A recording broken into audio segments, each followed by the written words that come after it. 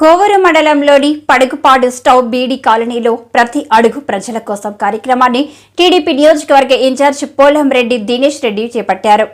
సందర్భంగా ఆయన ప్రతి ఇంటికి తిరుగుతూ టీడీపీ ప్రభుత్వం అధికారంలోకి వస్తే చేయబోయే సంక్షేమ అభివృద్ధి గురించి ప్రజలకు కరపత్రాల ద్వారా వివరించారు. ఈ సందర్భంగా మాట్లాడిన ఆయన 5 ఏళ్ల కాలంలో మలిదేవి పూర్తి చేయాలని, వారు కాజ్వే కడతారు అని శిలాఫలకాల రాజా ఎమ్మెల్యే ప్రసన్న అని తెలిపారు.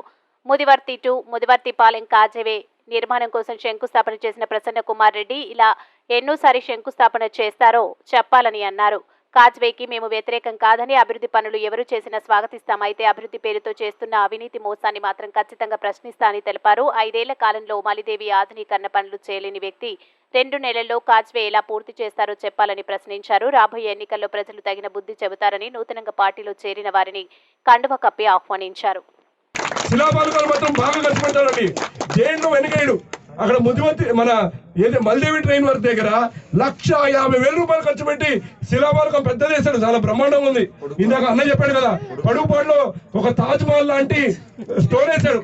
స్టోన్కి 50,000 రూపాయలు, 1,00,000 రూపాయలు ఖర్చు పెడుతున్నాడు. కానీ ప్రాజెక్టు మాత్రం 1,00,000 రూపాయలు కూడా ఖర్చు పెట్టలేని పరిస్థితిలో ఇవాళ ప్రసన్న కుమార్ రెడ్డి గారు ఉన్నారు. ఖచ్చితంగా ప్రజలందరూ కూడా తెలుసు, నువ్వు మాటలు మనిషి తప్ప చేతల మనిషి కాదని చెప్పి అందరూ కూడా తెలుసు.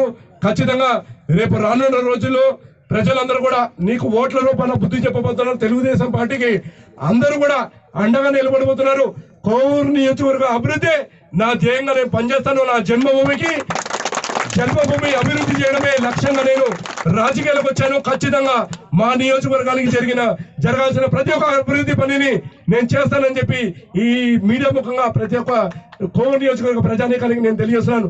ప్రసన్న కుమార్ రెడ్డి గారి మాయ మాటల్లో ఎవరు కూడా పడవద్దు. ఆయన ఇలాంటి జిమ్మికులు చేయడంలో, ఇలాంటి మోసకారి మాటలు చెప్పడంలో ఆయన ఆరితేరాడు.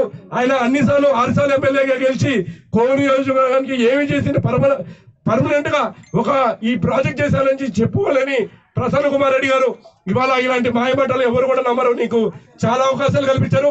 ఇంకా నీకు అవకాశాలు కల్పించడానికి కోవూరు నియోజకవర్గ ప్రజలు ఎవరు కూడా సిద్ధంగా లేరని ఈ ముఖంగా